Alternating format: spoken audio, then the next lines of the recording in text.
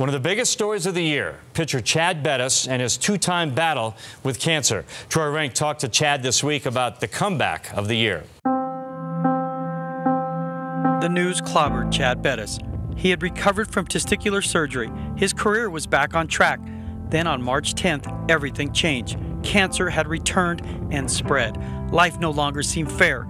Leaning on faith and family, he refused to give up on his dream of pitching in the big leagues this season.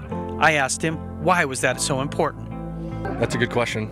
I would say some of it has to do with I want to prove that I can do it. But at the same time, I want to be here. You know, I want to be here with my teammates and brothers and fighting and getting into the playoffs. So, you know, for me, that's a big drive. It is impossible to overstate the improvement Bettis made last season. He won 14 games, led the Rockies in innings pitched. He became the staff anchor. His absence rallied the team. But it was the birth of his daughter that accelerated his recovery as he underwent 9 weeks of aggressive chemotherapy.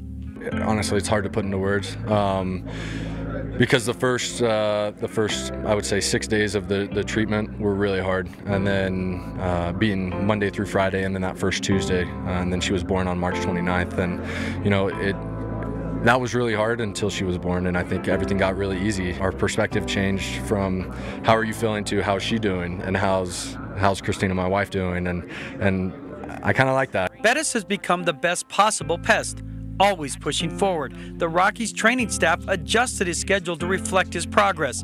Bettis threw live batting practice this week with 2 more tentatively planned before he goes out on a rehab assignment. It's yet another step in a life now measured in milestones. He has gone from patient to pitcher. He is a survivor. You know, I feel like the strength was always there. Coming back when I joined the club in June, it felt like it was there.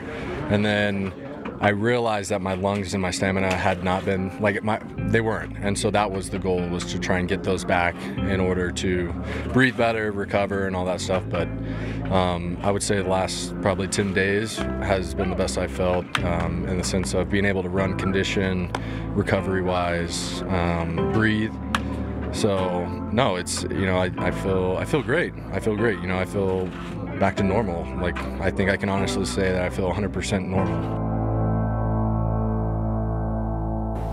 Nice job, Troy. And Jeff Howe, great job putting that story together as well.